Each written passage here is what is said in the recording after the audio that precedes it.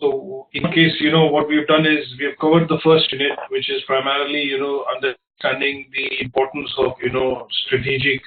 It is the first part of the HRM unit, which is to do with the understanding what is human resources management, its role in the organization, and obviously, just overview of understanding, various aspects of human resource management. Now, once we've done that, what we want to be able to do now is, because you're doing a specialist course, which is to do understanding each and every component of HR and HR functions, we are now going to get into the second unit, which is primarily going to be looking at, understanding what does the HR, when we say they manage people, when we say they manage resources, which is people's resources within the organization, we now want to understand, how is this management done? What are the various day-to-day operational activities which the HR people get into with the organization? And what we want to specifically understand would be to understand how HR relates to HR functions, which we talked about, things like recruitment, development. We looked at training, recruitment and selection, training and development. We looked at unions, legislation, how each of this actually contribute to the organizational objectives, where they come in, what is the role they play, how they help in evaluating the performance and, evaluation in general. And then what is the relation that we will understand in this unit would be to understand what is the importance and the correlation of, organizational performance and management of human resources. So this unit, an add-on, is going to go into a bit more detail to the first unit, which we covered. This unit will actually be a more detail into going into individual functions of what we understood as an overview of HR and organization behavior. So what I've done for today's session is I've put together a presentation which basically covers some of the key learning outcomes of this unit, and we are going to go through some of them in a bit more detail for doing discussion.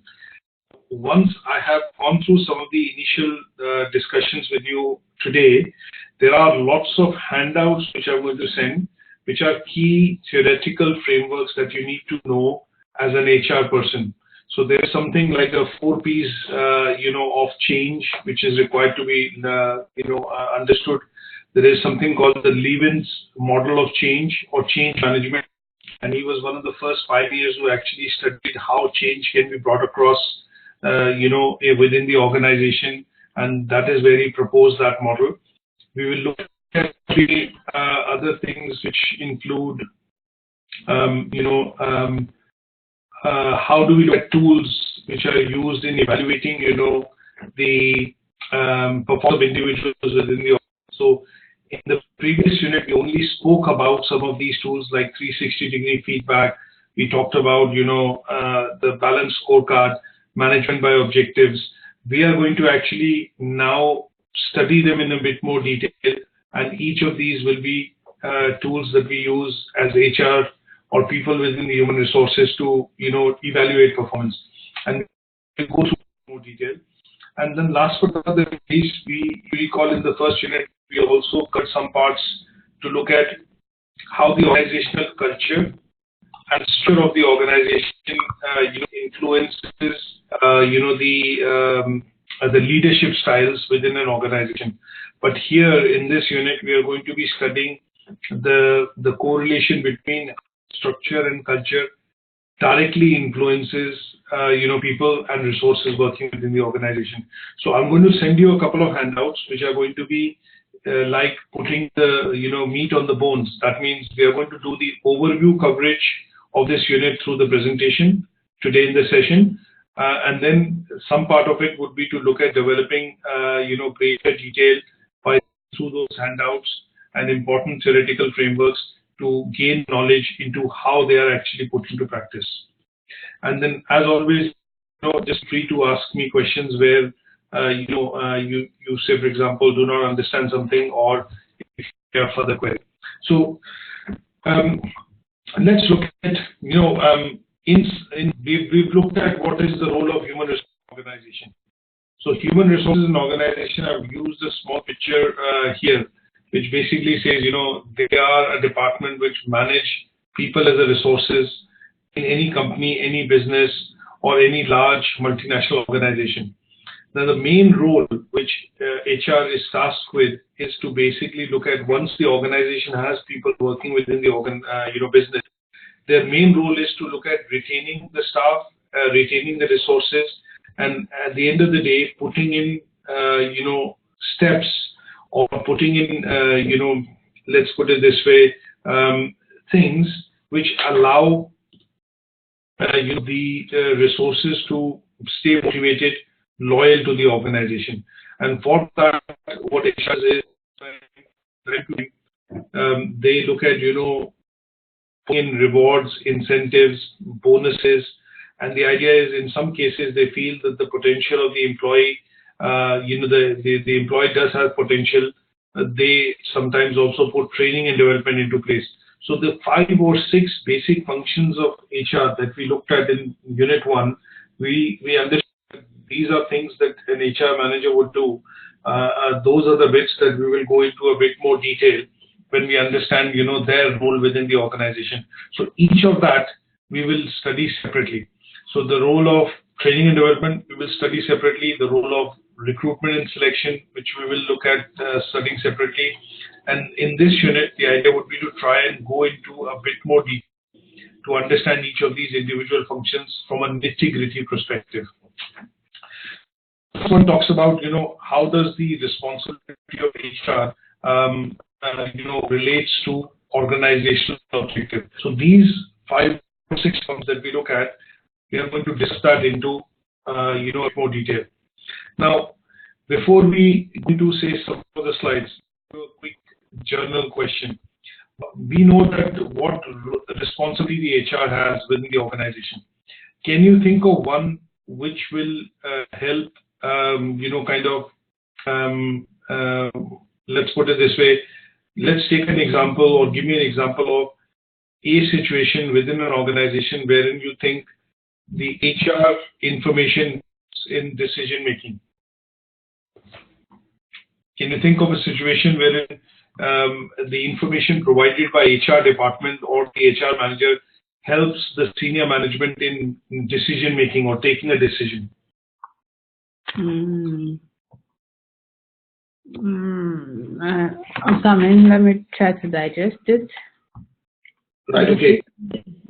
No worries. No problem. I know the last. Sorry. Yeah. Go ahead. Go on. Yes, the last time we were talking about how HR helps in decision making, and I remember you cited an example that, for instance, okay, there was this company that you cited, and you said they want to lay off about 26,000 workers. Yeah, BT. We talked about British Telecom laying off 13,000 workers. Yes. Yes, workers, because I think maybe because the market isn't moving as it should be, and if you have more workers and productivity is not it's not what it should be, then you don't need more workers, because you'll be wasting resources. As such, you have to let go of some people and restructure the organization and focus on those people that would help build the organization. And all you have to do is just leave the key persons and let go of those who are not necessarily needed in the organization. So here, HR would come in to evaluate and, look into those who are competent enough to be in the organization, those who should be left, and those who should be discarded from the organization. That is absolutely correct. So well thought of in terms of that example. So basically here, the HR, what they look at doing is the information that they produce, which is from performance appraisals, as you rightly said, the skill set of the organization that they produce, that, okay, we've got so many people as managers with this skill, we've got so many people or workers with this skill, and that is what helps the senior management make strategic decisions in terms of how they are going to match them, the skills and the experience of the resources or people that they have in the organization with the strategic direction or the future direction of the business. So when we look at HR in particular, what they do is they are responsible for creating maybe some sort of a mind map or a structure which basically shows the roles and responsibilities of people of the organization at all levels. So here they will classify them into some sort of a structure, and that structure would be, you have so many workers, you have so many people in junior management, you have so many people in middle management, you have so many people in senior management, you have so many people in board, or maybe at the top level. And each of that level, they describe what kind of roles and responsibilities the people at this level play, and how is it critical for achieving the overall objective of the organization. That is where the HR part becomes important, because they know and they create the job description. So if you have the job description of an individual and you have the overarching objectives which the management decides, then the HR's role is to match those overarching objectives of the board or the direction of the company with the job description, break them down, and then relate the job description of the individual working at that level. So here you will see that one of the key things which HR managers are asked to do are to basically look at creating descriptions of roles at all levels within the organization, and those description of roles then become standard descriptors or kind of procedures through the evaluation at some stage also happens at the end of the year or when the performance appraisal happens. So when you look at, and if I look at just going through one or two points on the slide, it talks about, the HR is responsible for developing programs which enhance overall organizational performance. Now, what does that mean? That if they know that we have a new system or a new, challenge which is going to be faced by the organization, the HR will have a skill set, a complete map of the people's skill set in the organization, and considering that challenge coming into face the organization in maybe 6 months, 1 year time frame, they then put a strategy in place to reskill the workforce so that they are able to better, address that challenge. And that is what it means, that they will put programs in place to enhance and have the people's skills so that they are able to overcome that challenge. Now, when you look at this, the planning part of it starts when the overarching objectives are set by the management. And some part of this has to be done proactively. That means they cannot be seen as a department which is reactive. So do you need training, or do they think that you need training to be able to do that role well? So there's a difference between a proactive and a reactive approach, and most HR departments will look at proactive approach because they have to kind of start to read what is going to happen in the future and keep a close tap on competition, developments happening in the market, changes in the legislation.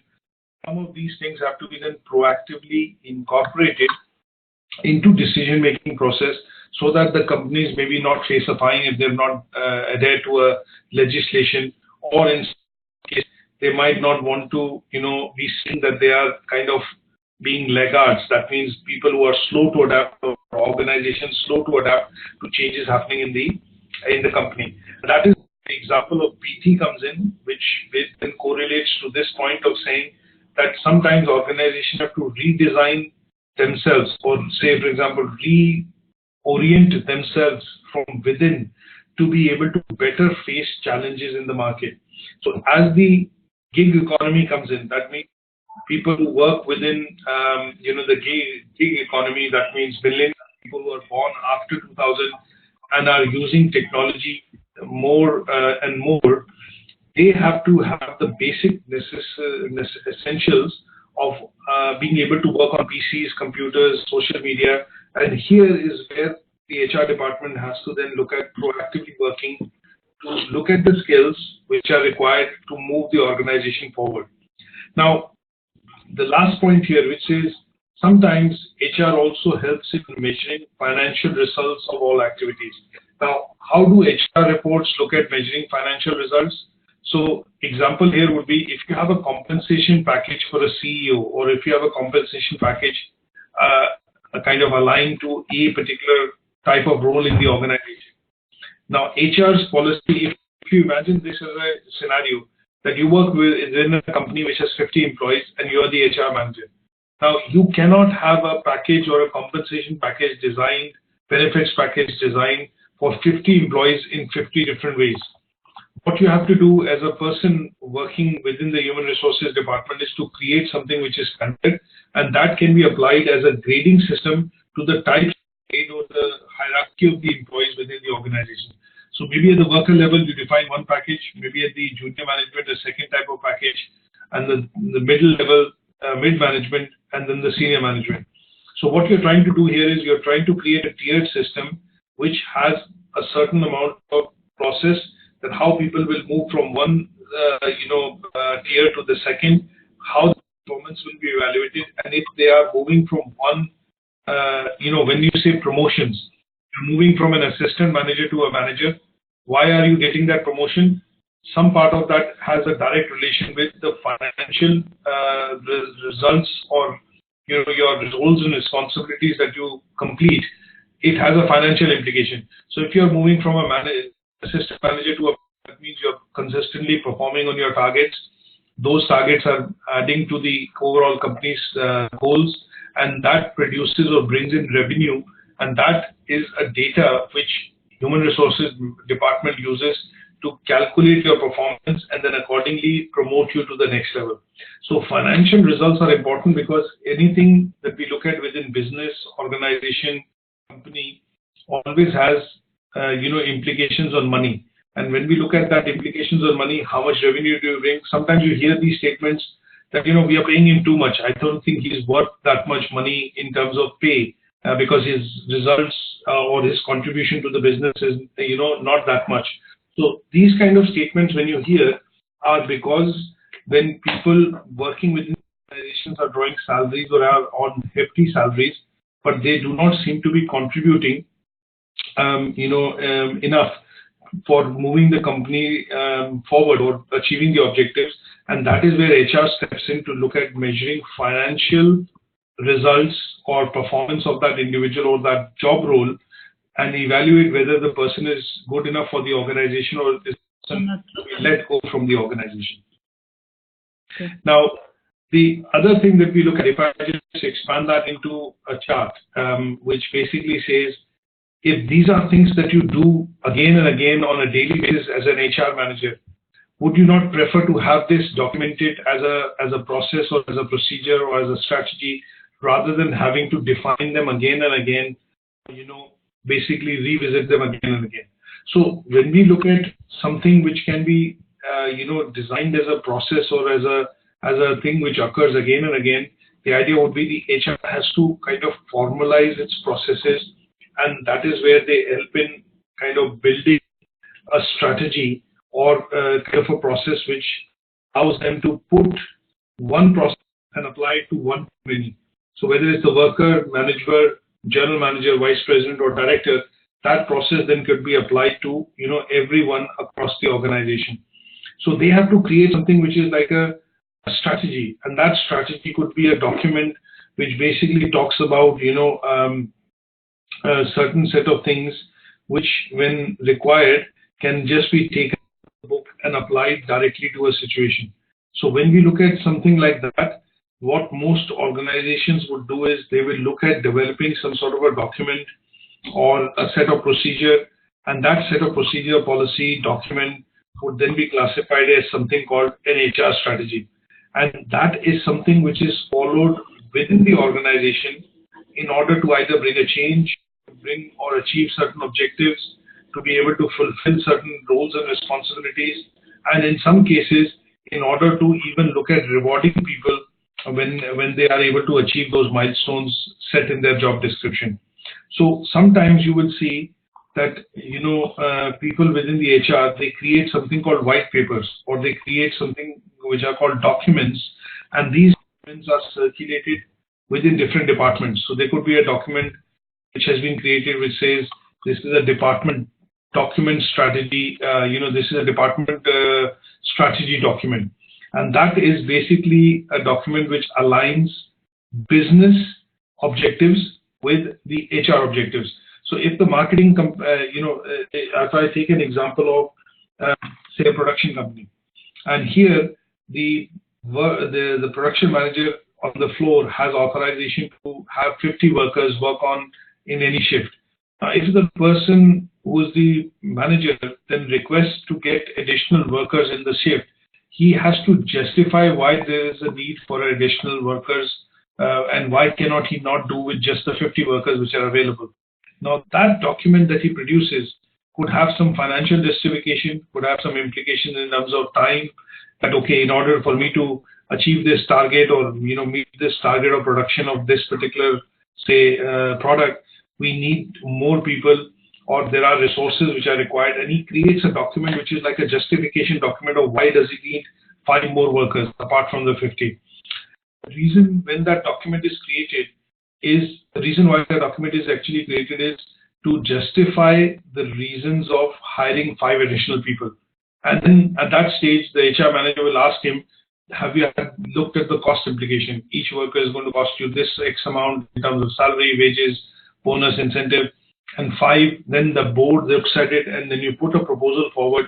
That proposal is either approved or is disapproved, and depending on which the strategy of the, in this case, he would have to implement his strategy. Now, the reason why we look at this breaking up is to understand how sometimes when you put together this document, what are the factors which affect it, and what are the things that you incorporate into this document when you create that policy, procedure, or a strategy. So sometimes what you will see is, if I'm creating an employee handbook, a simple example which I'll do is, the HR manager working in the organization is looking at now creating an employee handbook. Now the employee handbook has lots of various sections in it. He will have, when you are creating one, sometimes you have to put policies. Let's start with, you have to put in things like vision and mission of the organization. Mm-hmm. You look at a message from the CEO or the chief HR officer of the organization, and then you start creating a table of content, which is to put together a lot of documents which will go into the employee handbook. Things like how much pay will you get, how is the pay decided, how is the performance appraisal done, do you get paternity leave, maternity leave, what are the perks and incentives, the do's and don'ts that you have to do, how does the organization look at training and development. So all then become a part and parcel of an employee handbook. And when the HR person is trying to put it together, he has to look at dipping into various reasons of how and why this is required. So one of the, if you have to ask us a few questions and think of a few questions, why do you think a company would require an employee handbook? Why do I think? Yeah. Why do you think the company or a business would require an employee handbook? Why? It's very simple. Because they need it as a guide, and for them to know their job description, basically. They need it as a guide to know the rules and regulations of the organization, and for them to know their job description. And where need be, most times you will see you will see some code of conduct there, and you will see some things regarding the organization. So if there's a situation where maybe someone has been queried or something, you can refer to the book to see the rules or the laws abiding to that kind of thing, to see how you can, respond to those things like that. But basically, it serves as a guide for you to know what the organization is about, the objectives, then the job description of each and every worker. That's it. That's correct. So basically, you've summed it up quite nicely. Is that here the main reason why you create an employee handbook would be to serve as a guide, and that could have all these things which you mentioned, like the code of conduct, the do's and don'ts, the procedures, the policies you want the employee to adhere with, and that particular thing. The need for creating that document arises because as the organization expands, these policies, procedures, code of conduct, whatever you call it, have to be equally understood by each and everyone working within the organization. And this document, when it is put together, also borrows or looks at content and inclusion of content from things like organization, you cannot decide that I will only give 5 days holidays or national holidays to the employee. If all the organization, businesses and the government, public sector organizations have a calendar which observes public holidays, they have to be looked at. And that element, when you look at putting together into the employee handbook, is looking at the external market, based in terms of what is the basic legislation which you have to give in terms of leaves or holidays, and that is looking at external market. Now, when you look at business strategy here, you want each and every employee to follow a code of conduct so that the business is able to achieve the objectives, and that relates to the business strategy. So if the dressing procedure is defined in the employee handbook that you have to be formally on weekdays, but Friday could be a casual Friday, and that looks at the image of the business, maybe relates to what kind of culture or structure of the organization you want to portray outside. Now, it has a lot of things that you put in terms of information, and that information is directly related to the employees or staff of the organization. Things like corporate culture, dress up, time management, or arrival time and dispatch, leaving office opening and closing hours, and how do you represent the organization, part of corporate culture and ethics. Okay. Now, in terms of some parts which we refer to as things like job description and things that you do in a day-to-day basis would be related to your role by reading or compiling the employee handbook. And sometimes what the employee handbook will also do is they will talk about some of the additional features which, as a company, which it provides to its employees, which are not given by the other companies. So you might include things like, as an employee, we took an example of Google. It normally provides more than what other companies provides. Highlight that in the employee handbook is because they want employees to understand that these are benefits or additional perks which are being provided, which the competition in the market does not provide, and that allows them to bring in the best possible talent, attract best possible talent into the organization. So sometimes you put these things into a document like an employee handbook because you want to create a competitive advantage to say, this is how I differentiate my staff working in the organization from another organization's staff. Is that okay? So when we look at some of these roles and responsibilities, they become a part and parcel of a document, and sometimes these documents can come in different shape and form.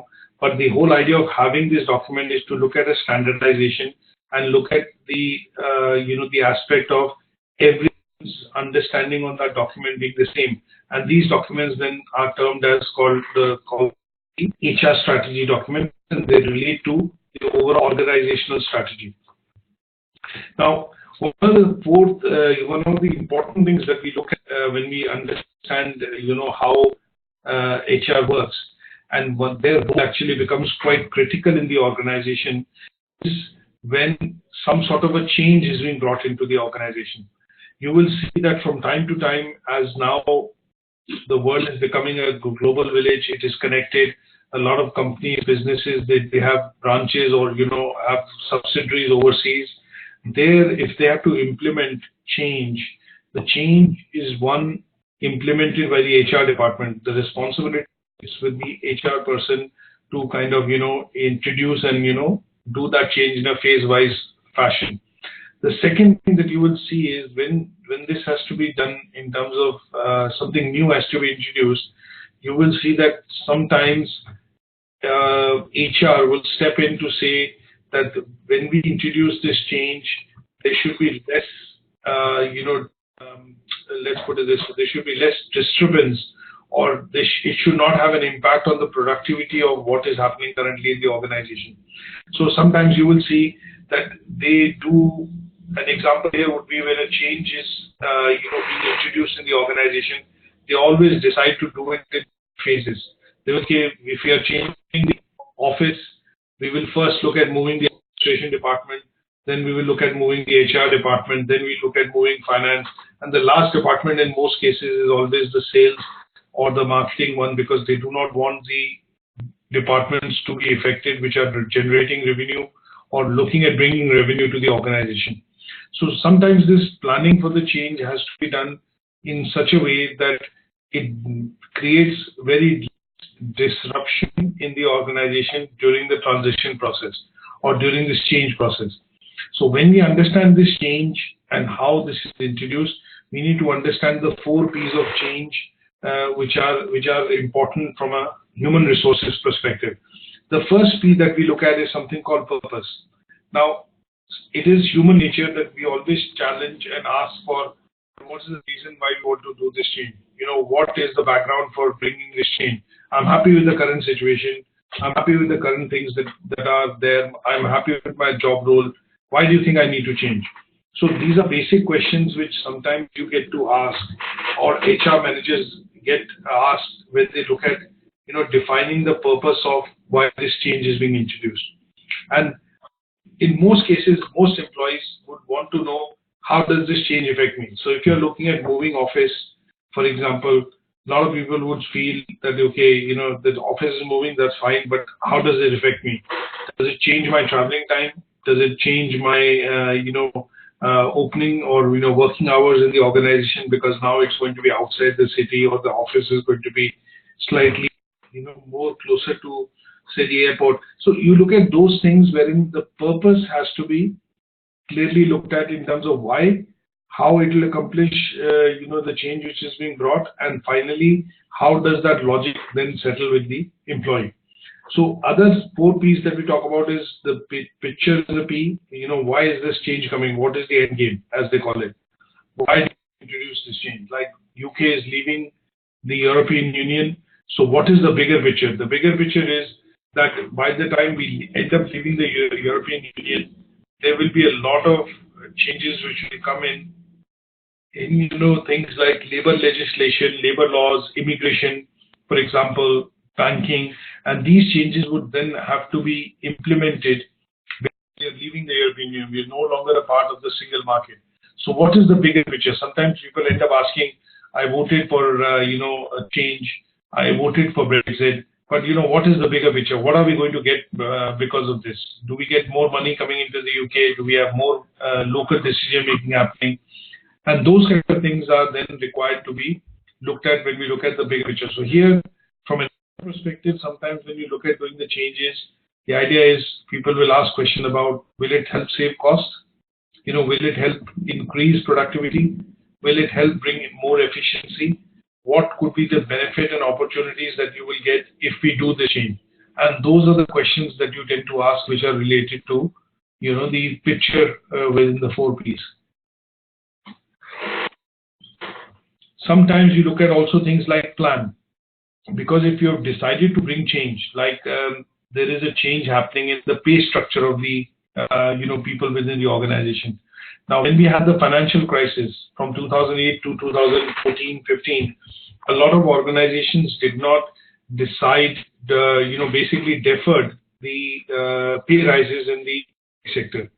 And the reason why that was done was because these were people working within the public sector, they cannot be made redundant, unlike the private organizations which had the opportunity to lay off a lot of workers, saying that, okay, the business is declining.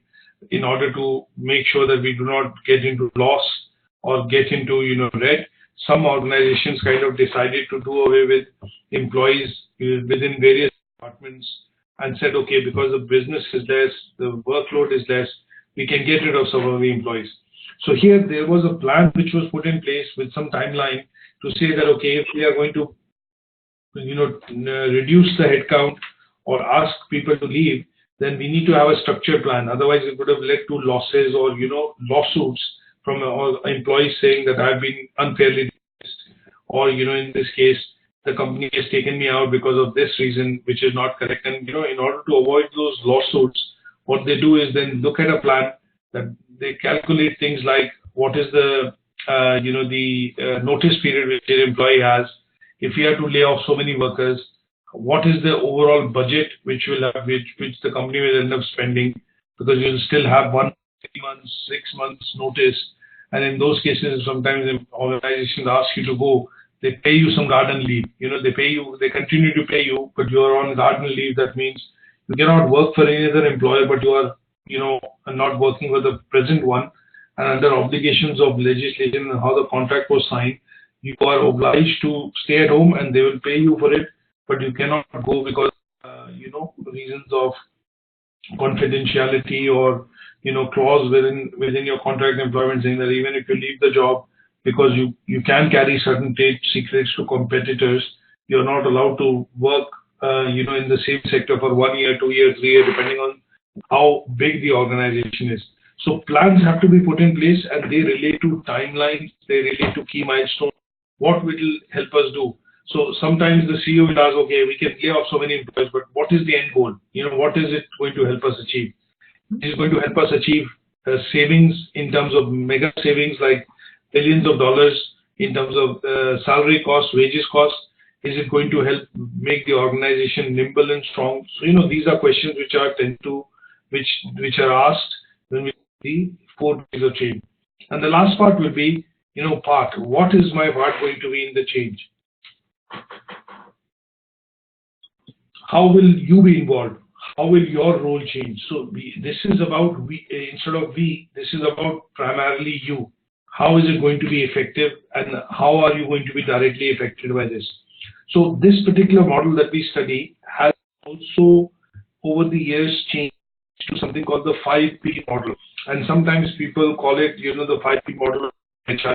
And this is something which was introduced by Armstrong, and it talks about the philosophy, policies, programs, practices, and also the processes. So I put that in the speaker note here for you to look at, and these 5 Ps essentially are the reason why organizations look at putting change in place within the organization.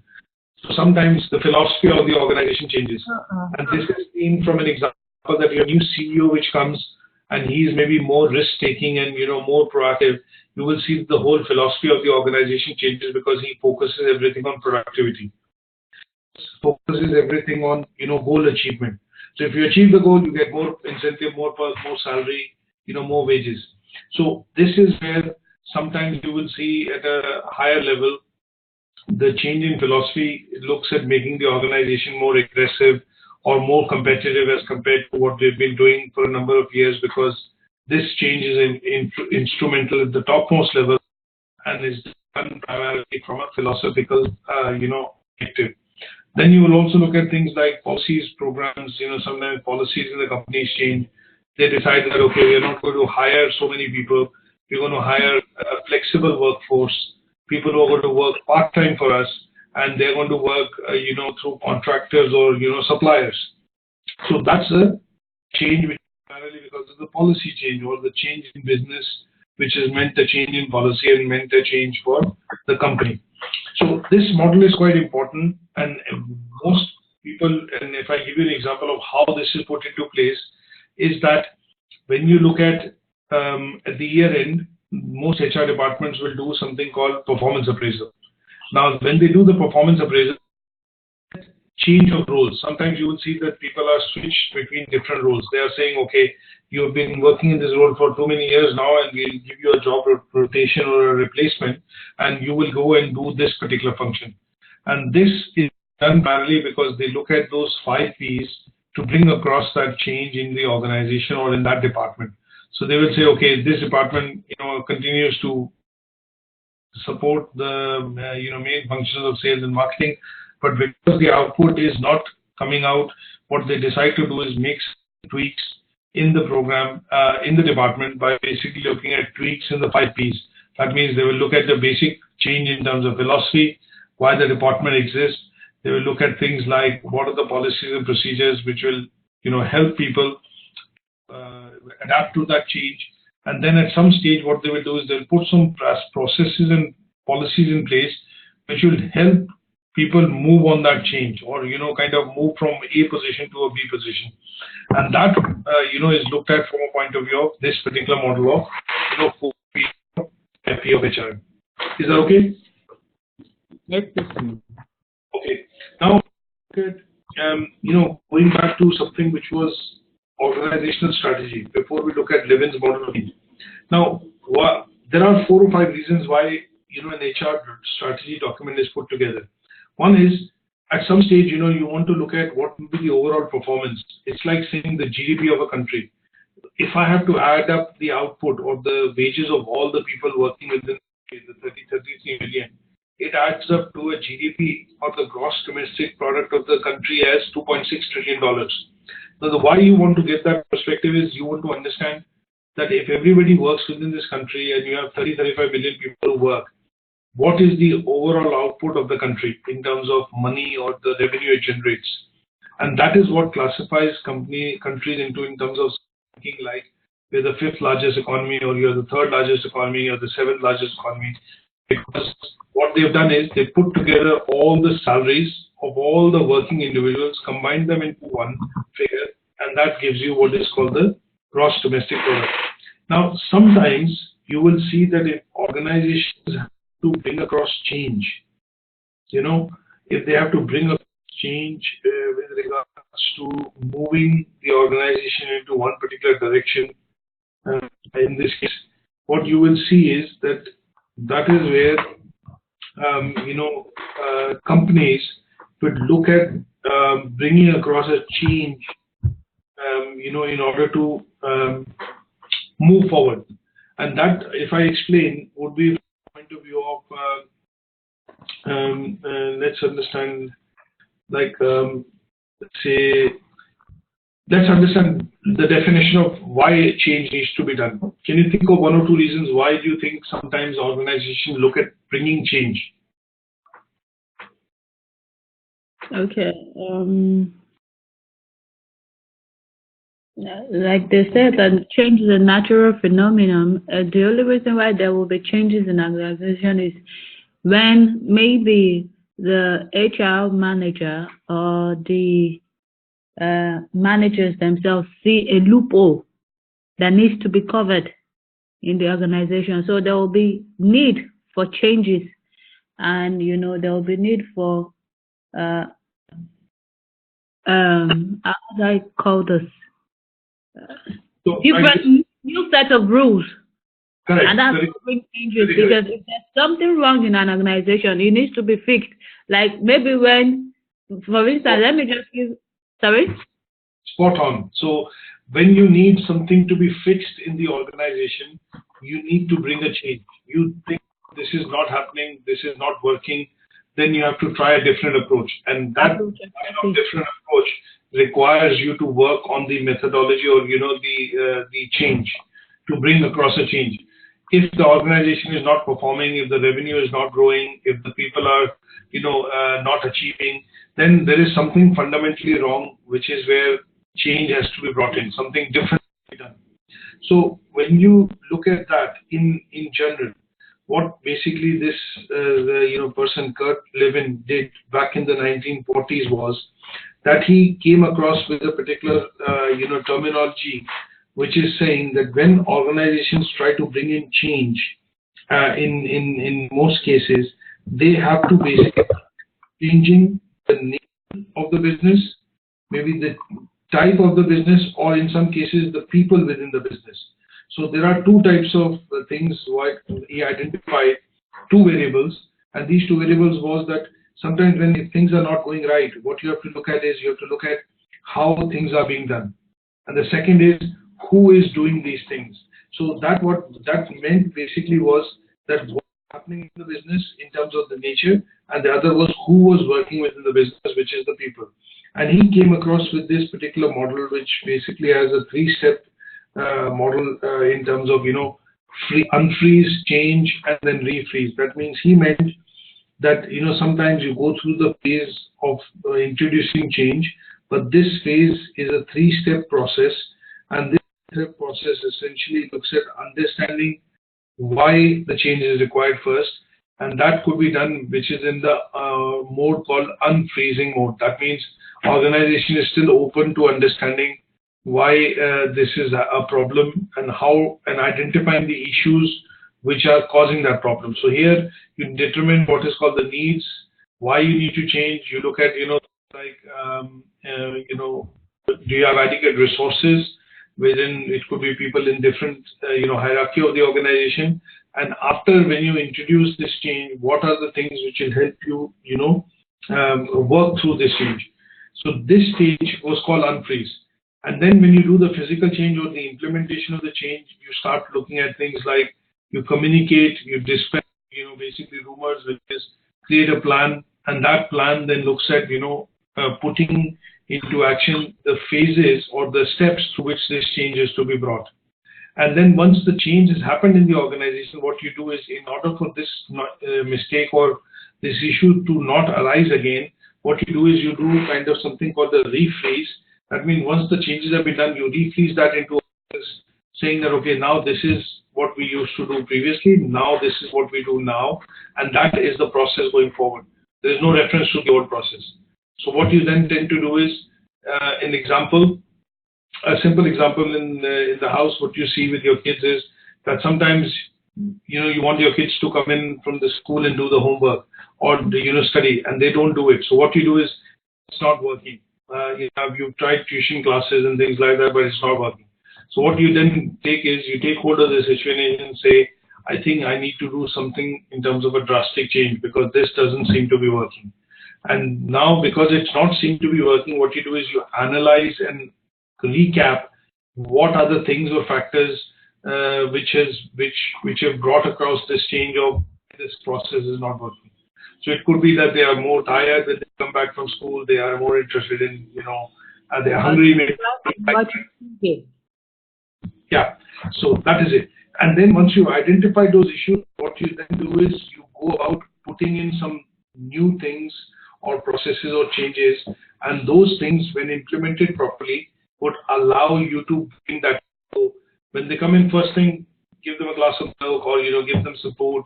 They're re-energized, they have the energy. Then you ask them to sit down and do the work, and then once they've done it, you allow them to go out and play. So similarly, within the organizations, these stages are identified, and in the first stage, what you do is you do the preparation for change, the change planning, or the preparation to be required to be done to process change in the organization. You basically look at communication, you explain the reasons why this is being done, so that you get buy-in from the staff or buy-in from resources, for bringing that change. And in the change phase, you basically talk about,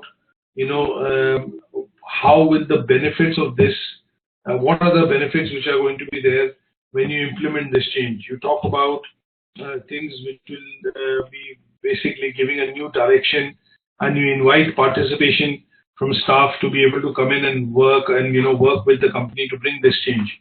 And once this has been brought in, what you tend to do is you take away those measures.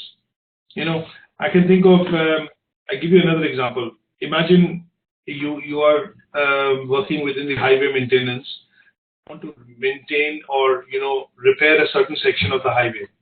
Now, how would the project manager go about it? The project manager would go about it in the sense that they would seek permissions, do all that. There's an identification done that the potholes in the side of the motorway or the highway needs to be repaired. So what they start to do before they start repairing is they make some preparations, get the budget approvals in place, and then the on-site equipment starts arriving. Then they start cordoning off the section of the road to allow for this repair to happen. And then at some stage, all the machinery and everything rolls in, and the process actually starts. So you get some notice board, being put up that work here starts from such and such date and finishes on such and such date, which is to do expectation building.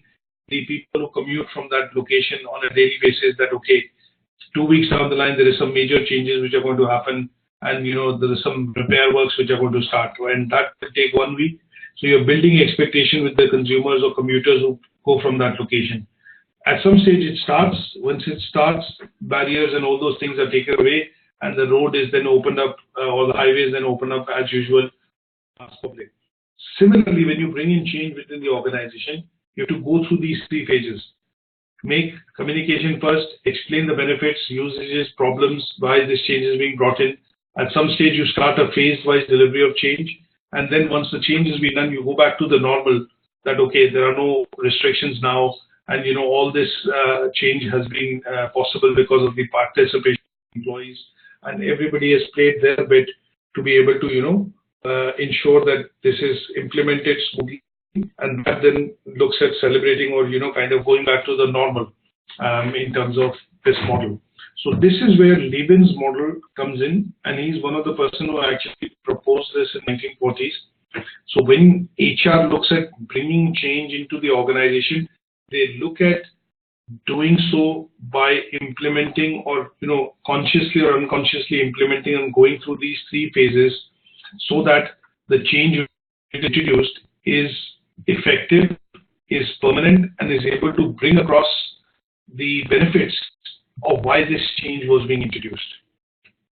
Is that okay? Mm-hmm. When you introduce change, there is something called a change curve that we look at, and anything that you do always follows a particular, let's put it this way, some sort of a cycle, or some sort of a, let's put it this way, when I say it goes through some sort of a process.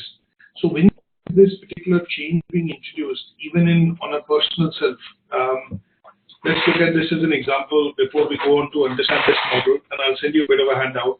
Now, Clubbers and Ross, there were 2 people who actually looked at understanding that because it is related to human resources or people, change sometimes is not same as when it is done for other resources. It could be plant and machinery. You could just ask somebody to move them from one location to the other, and there is no change. They do not have that emotional contact or that touch. So these are inanimate objects, finances, for example, physical resources, plant and machinery. These are resources which cannot react to change.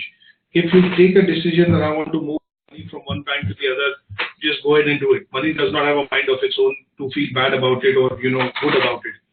Similarly, when you look at infrastructure, there is no repercussion that you face from a point of view of emotional attachment.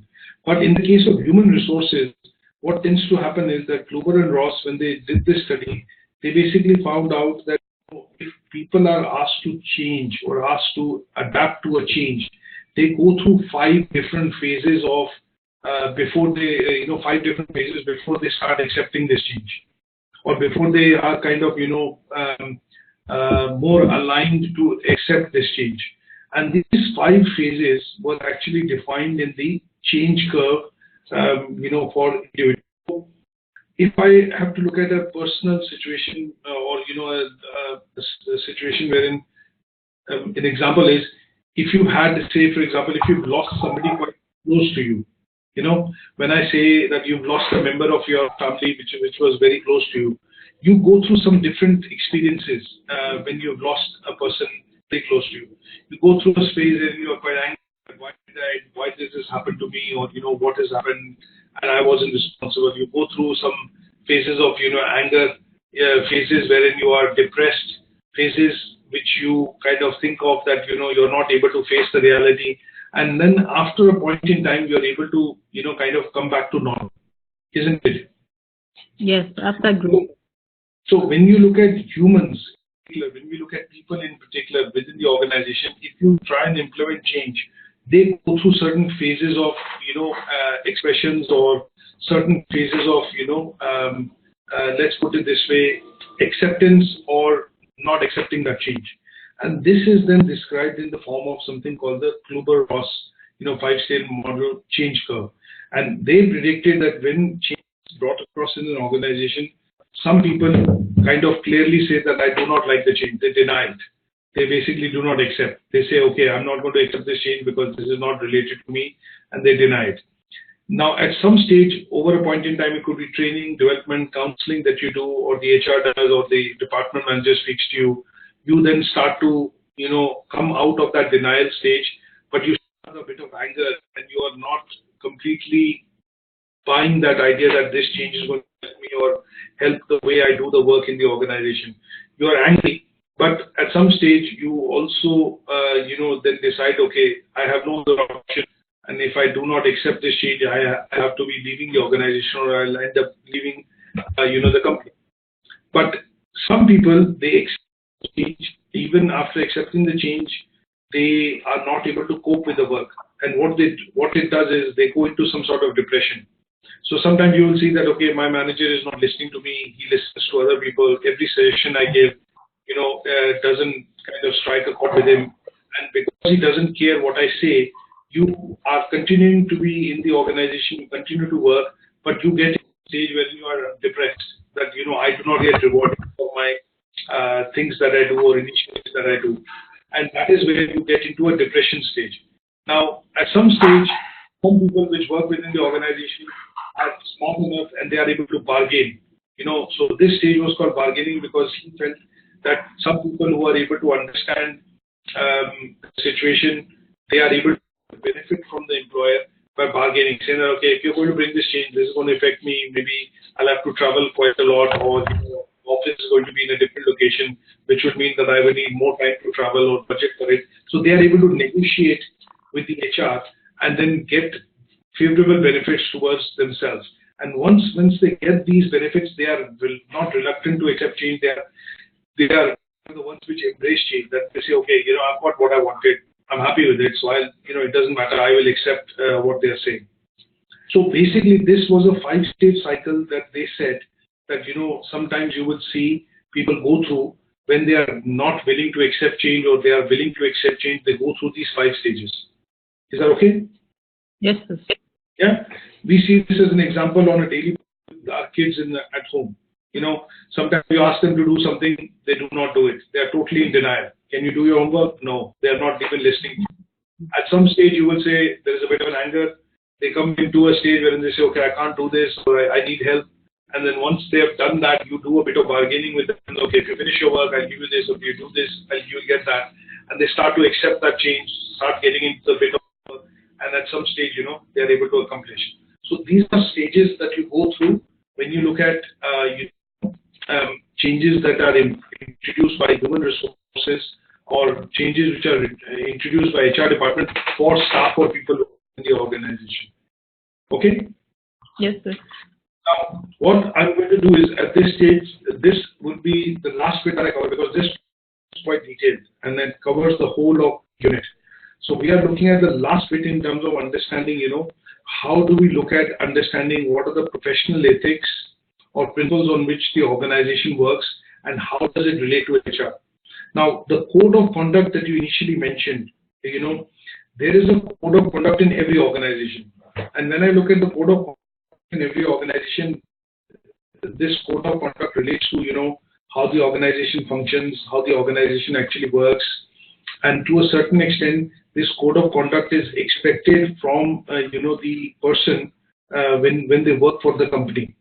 So, and the reason why this code of conduct is expected is because at some stage, you are expecting the individual to behave in a certain manner and then adhere to policies and procedures to portray an image of the organization. So, in this case, this then becomes something called the ethics which the organization expects from you.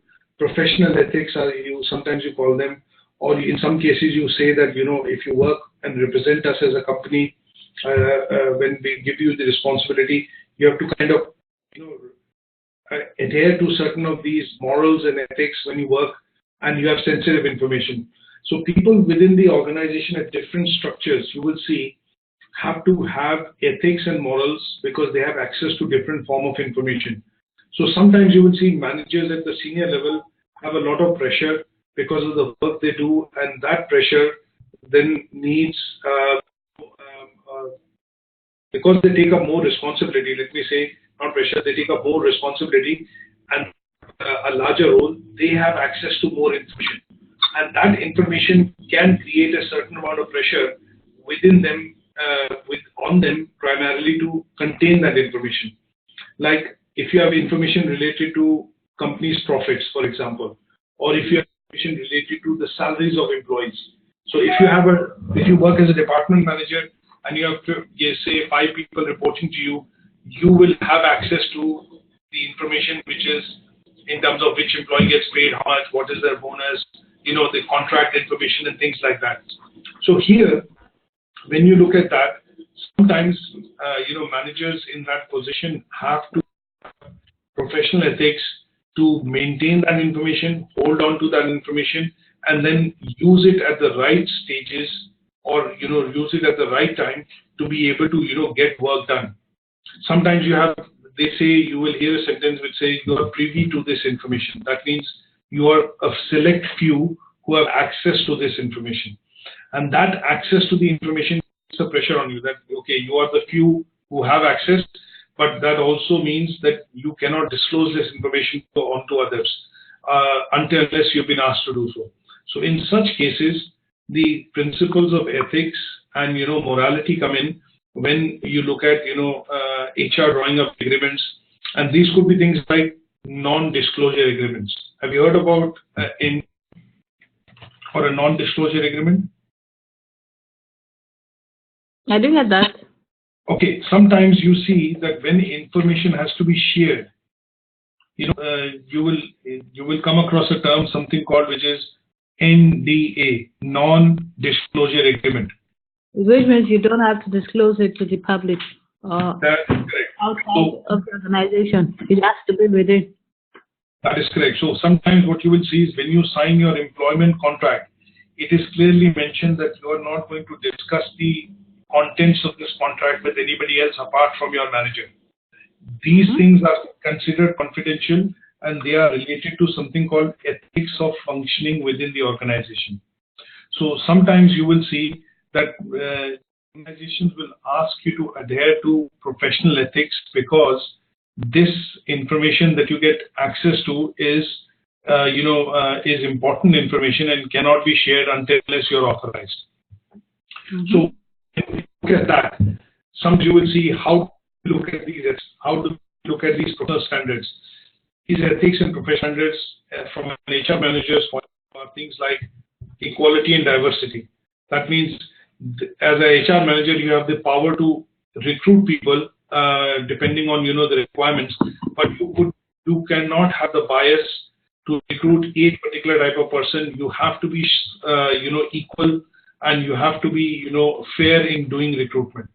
So one of the key things that you are asked to look at as an HR manager that you are going to be adhering to or sticking to an equality and diversity policy. That means you are committed to hiring people which are and there is no discrimination when you hire people or you're asked to hire people. Right? Sometimes you will also be asked to look at maintaining ethics about when you look at hiring people, you're not going to be disproportionate or discriminate against paying a certain salary.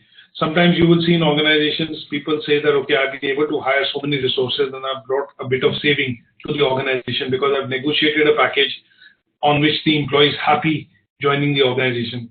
So if the budget sanction was, say, $10,000 and you've hired somebody $8,000, you have been slightly disproportionate because the budget actually set aside by the organization was $10K, but you've managed to hire an employee $8K. Now, this could be seen as two things. One, you've been a good HR manager because you've negotiated and you have brought the budget down. But the other hand, it could be seen as that you've kind of discriminated by not paying the employee having the experience, the relevant salary, and that is where, again, the ethics come in. So when you look at the pay gender gap between men and women nowadays, this is being fought under the ethical principles of equitable pay and reward. If you do the same job and you are in the same department and a colleague of yours also does the same job and they are in the same department, then why is there a difference in the pay? Why are you not paid, same? So this is related to equity and reward. Okay? Okay. These types of things that... Can I say something, please? Yeah, go ahead. Yes, I noticed that in some companies recently or some organizations, when they want to recruit, during the interview, the oral interview, they might ask you how much you would want to be earning. Now, when you give an amount, it's not like they don't have a clue of how much they want to be paying you, but they want to hear something from you. So when you call an amount, they beat it so low, and you people now start negotiating. Now, if you negotiate, at some point, they will tell you they will get back to you. But now, when you now get employed eventually, when you're hired, some people will tell you that they realize that this, people in their department, that they do the same work, some people are paid better than them. Yes. The person they just hired, the new person they just hired, is even earning more than the old staff. Yes. And I begin to ask myself why that is, because there should be a stipulated salary for a particular post. So why is it changing that you're working with someone and the person is earning, you're doing the same job, but the person earns more than you? Eventually, they will now tell you that the person negotiated better than you, that you settled for less. I agree. So this is where the principles of ethics are now becoming important within modern day organizations, because these issues are now no longer being brushed under the carpet. They are being discussed openly. So sometimes, and what you've given is a very good example of how this is actually seen in organizations when they shy away from having the discussion with you on the salary, or they shy away with having a discussion with you in terms of what is fair and what is not fair. So as 21st century modern HR managers, this is now covered as a major issue, that if they appoint or take or hire somebody within a position which has the responsibility to hire people and employees, you are kind of like a sworn, you're asked to take a sworn oath, or you're asked to basically go through these policies and procedures so that when you implement them for the organization, you are seen to be fair, you are seen to be equal, and you are not using the power or position of authority to abuse this power. Okay? So these are all covered under what is called the ethical issues in HR. And this is what we are actually studying, is that as an HR manager, you are responsible for not only ensuring that you follow these principles of ethic, but also see the implementation of these happening within the organization.